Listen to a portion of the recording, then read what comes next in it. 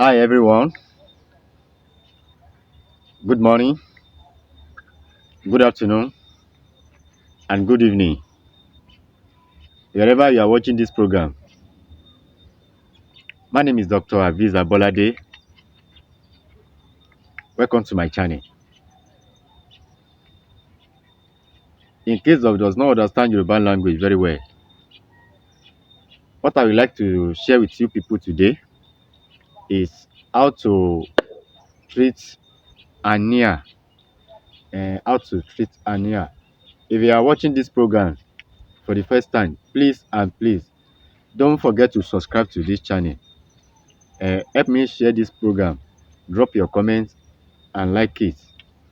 If you are subscribed, please don't forget to on your notification bell. Don't forget to on your notification bell. Ẹ̀yin olólùfẹ́ mi pátápátá nínú ilé níbikíbi tí a bá wà káàkiri àgbáyé. Ojúmọ́ tó mọ́ lónìí ojúmọ́ ire ni. Ojúmọ́ dùnnú, ojúmọ́ àlàáfíà, ojúmọ́ ayọ̀ ni ojúmọ́ yìí máa jẹ́ fún gbogbo wa. Nílé lóko lẹ́yìn odi káàkiri àgbáyé. Ojú tí ẹ fi ń wò mí ojú náà ò ní fọ́. Etí tí ẹ fi ń gbọ́ mi etí náà ò ní di. Èmi lẹ́ mọ̀ rí, ẹ̀yin náà ni màmá wa bá.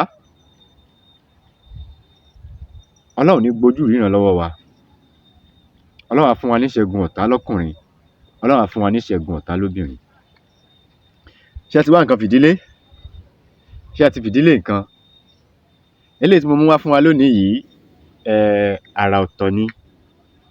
Ẹ mọ̀ pé mo máa ń sọ pé àwọn nǹkan yìí pọ̀ nílẹ̀. Ìwọ ológun tó ń di ògùn súnsúnsún fún àwọn tó nídìí wọ́n ṣàdúrà fún ẹ. Babaláwo la bá jẹ́ ni pásítọ̀ ni wá ni èyíkéyìí tá bá wò jẹ́ àwọn tó nídìí nǹkan yìí wà. Ẹ jẹ́ ká ẹ bá mi pín nǹkan yìí ká ẹ jọ̀ọ́ mo bẹ̀ yín. Má jẹ́ kó jẹ́ pé àwa nìkan la máa jẹ àǹfààní ẹ̀.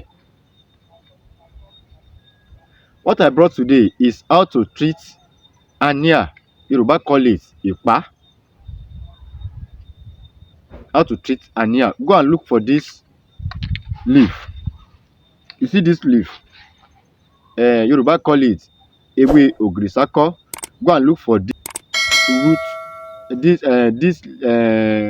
root of this leaf. The root of this leaf. You can get it where they sell herbal ingredients.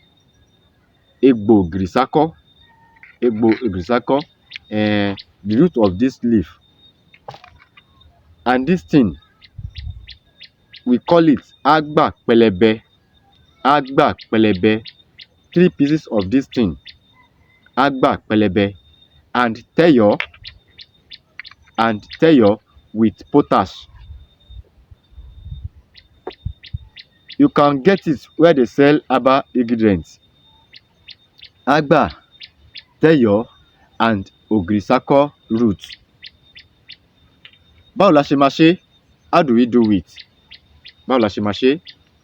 Bá ṣe máa ṣe náà ni pé ṣẹ́rí àgbà yìí a máa fọ́. Break this thing. Break this thing. 3 pieces. Break this thing. Dry melon inside this thing. Dry melon inside this thing. Remove the cover. Throw the cover away. You don't need the cover. Find one pot. Find one pot. Put this melon inside one pot. The ògìrìsákọ́ root, peel it. Cut it to smaller pieces. Put it inside one pot. And teyo, put it inside one pot. Go and look for pap water and potash. Tí a bá fẹ́ ṣe, báwo la ṣe máa ṣe? Òun náà ni pé ẹ jẹ́ ká lọ wá èso ògìrìsákọ́ yìí. Èso ẹ má bínú. Èso àgbà pẹlẹbẹ ẹyọ mẹ́ta la máa wá. A máa fọ́ àgbà pẹlẹbẹ yìí, a máa fọ́. Àti egbò ewé yìí. Egbò ewé yìí. Òun náà ni wọ́n ń pè ní ewé ògìrìsákọ́. Ṣé ẹ ti rí báyìí? Bó ṣe máa rí nìyí. Egbò ẹ̀ a nídìí ewé yìí o, a nídìí ẹ̀. Egbò ewé la need. Egbò yìí ẹ jẹ́ ká sànù ká bẹ èpo ara ẹ̀. Ká wá gé kéékèèké ká kó sínú apẹ tá mọ̀ sí pot. àti tẹ̀yọ́ tó bá dọ́dọ̀ àwọn eléwé ọmọ ẹlẹ́fẹ́ ra àgbà pẹlẹbẹ, ọ̀tọ̀ ni àgbà ọ̀tọ̀ ni àgbáàrín o, kò jọra wọn o. Àgbà ni ẹ̀ ń wò ní ọwọ́ mi yìí, àgbà pẹlẹbẹ. Ẹ jẹ́ ká fọ́ ká fi tẹ́lẹ̀ ìsasùn, ká wá kó ògìrì sákọ́ ká kó lé lórí. Ṣá ti kó lé lórí, ó yẹ kó tẹ̀yọ́ ẹ kó lé lórí. Ẹ ká wá bu omi kan tí a mọ̀ sí omi ògì, àwọn kan ń pè ní omi dùn. Ẹ jẹ́ ká kó lé lórí. Ṣé ẹ ti kó lé lórí? Ó yẹ ẹ jẹ́ ká bu omi kan sí i. Tó bá ti wá fẹ́ jiná, a máa wá fi kánbílálà díẹ̀ sí i. Pinch of potash, add it on it, put it on fire, cook it. After that, drink it morning, afternoon, and night. Use this measurement to drink it morning and night. Morning, afternoon, and night. 3 times in a day. Ẹ ká máa lò ní ìgbà mẹ́ta. Ìyẹn fún ẹni tó bá ní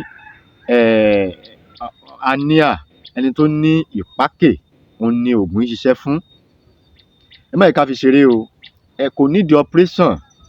Ṣé rí nǹkan yìí tá a bá ń lo àgbo yìí, fúnra ọ̀rá yìí ló máa yọ fúnra ẹ̀. Fúnra ọ̀rá yìí ó máa yọ tí ò ní operation nínú. Ẹ jẹ́ ká lo nǹkan táwọn bàbá wa ń lò tó fi ń tọ́jú ara wọn nígbà wáṣẹ̀. Nǹkan yìí ń bẹ. Ẹ má jẹ́ kí a fi ọ̀làjú civilization tó dé yìí, ẹ má jẹ́ ká fi wọ́n ti fi ẹ̀sìn méjèèjì wọ́n ti fi gba nǹkan dànù lọ́wọ́ wa. Christianity àti Islam wọ́n ti fi gba nǹkan táwọn bàbá wa ń lò, wọ́n ti fi gbà lọ́wọ́ wa. Bẹ́ẹ̀ dẹ̀ ni irọ́ ni.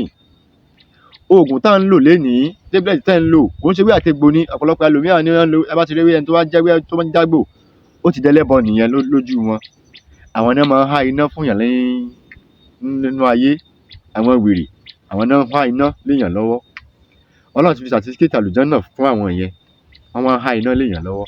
Ẹ má dá wọn lóhùn o, olòṣì ni wọ́n o. Wọ́n láwọn ò lo oògùn, wọ́n ń jẹ ewédú, wọ́n ń jẹ̀fọ́, wọ́n ń jẹ̀bà.